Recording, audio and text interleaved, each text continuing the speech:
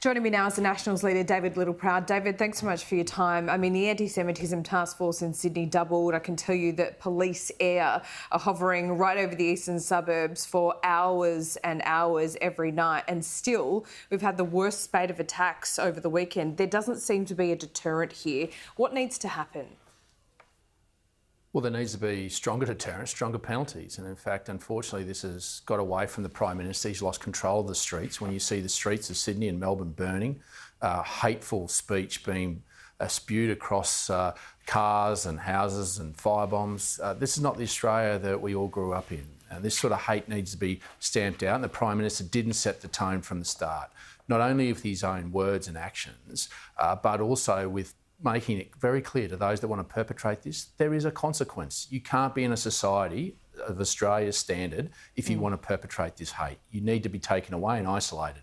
And the fact he hasn't done that, still hasn't done that, shows that he's lost control, not only now of our economy, he's lost control of our society as well. David, I mean, there has been some suggestion this morning that he wasn't told about these caravan explosives until a couple of days before we all were, because somehow he couldn't be trusted not to leak. I mean, you can blame Anthony Albanese for a lot of things, but for him to leak, I mean, really?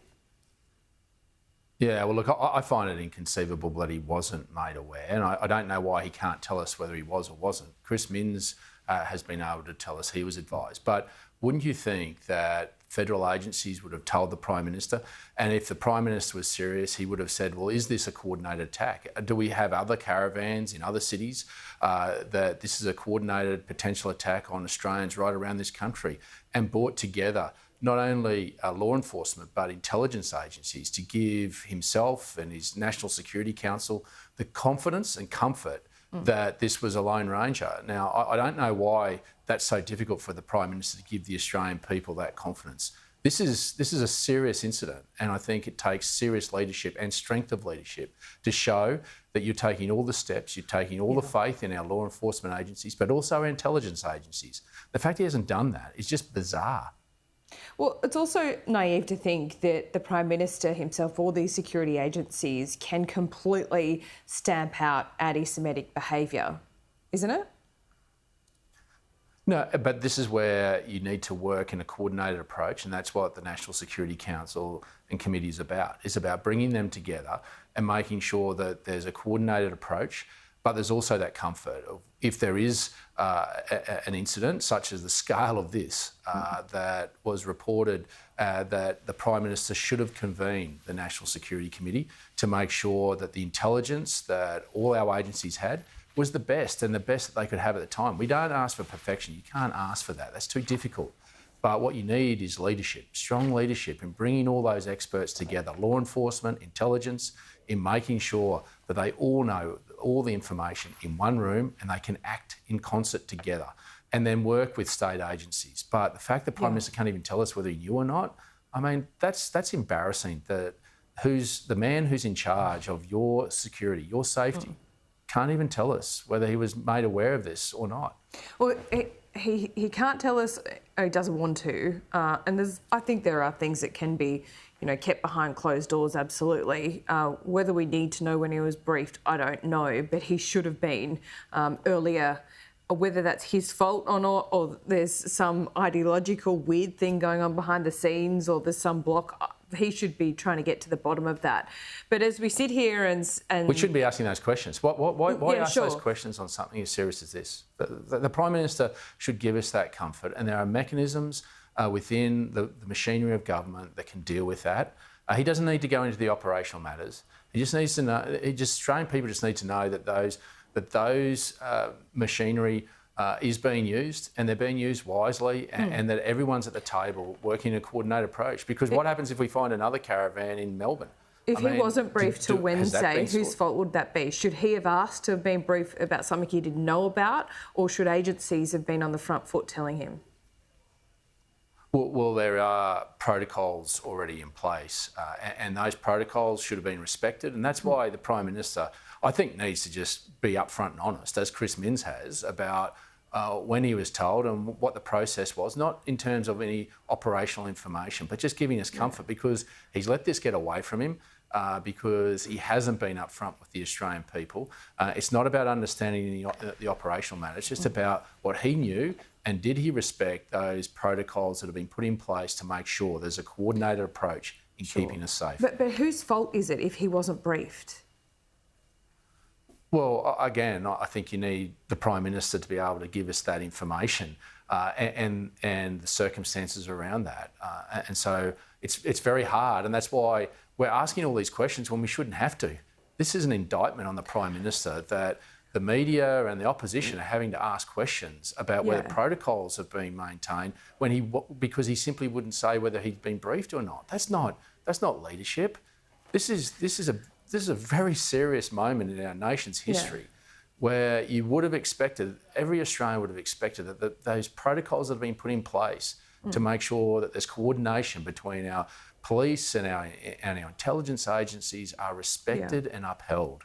That's all the questions that have been asked. But the fact that this continues to go on is an indictment on the Prime Minister and his lack of leadership in keeping us safe. It's hard to be asked to be briefed about something that you don't know about. So what is the question here? You want to know when he was briefed and who didn't brief him? Exactly. Okay, so that's not his fault, right? Is it a minister's fault? Is it the coordination of the agencies? Should Mins have told him? Well, this is where the Prime Minister should be able to tell us whether he was briefed or not. It's a simple question, and then that leads on to the other questions that you want to ask. But there are protocols in place between state and federal agencies when terrorism acts are triggered, and you would have hoped that met all the way up to the Prime Minister. We're just looking for the confidence to know that he was over this, but the fact he wouldn't give that, I think is just strange. But don't you think it's more concerning that he wasn't briefed and there was someone along the chain that didn't make that decision? And then there's this suggestion that he wasn't told because they were worried about him leaking. I mean, that's a bit absurd. You can't trust the Prime Minister with the national security matter. I'm not making that assertion. What I'm saying is what the Prime Minister could do is remove all those subsequent questions that you're asking, everyone else is asking, by simply giving us the details of when he was briefed and what were the protocols that he respected in terms of that information. Yeah. We're not asking for what he did after, but and everyone else are asking other questions, are leading to other questions being asked because he won't get back to the core principle of, was he advised? When was he advised? Why wouldn't he do that? If Chris Minns can do it, he's the leader of our country. And when there's other states that could be impacted by this, if there was a coordinated approach, I would have liked to have known whether there was potential acts in Queensland or in Victoria or in Western Australia. That's what national leadership is about. That's what strength of leadership is about. Okay, at what point do you think there needs to be a bipartisan message on this? I know there's an election coming up and this is a really important issue and fundamentally you're keeping, and Peter Dutton is keeping the government on their toes on this matter. But at some point, does it need to be a united front from all political leaders? Yeah, and that is our job, to make sure the government is kept on its toes. And when you look at what's happening since the 7th of October in this country and the lack of leadership, we've had every right to stand there when you have a segment of our population that don't feel safe to go and worship their faith. This isn't about picking a religion or a faith. This is a core principle of being Australian.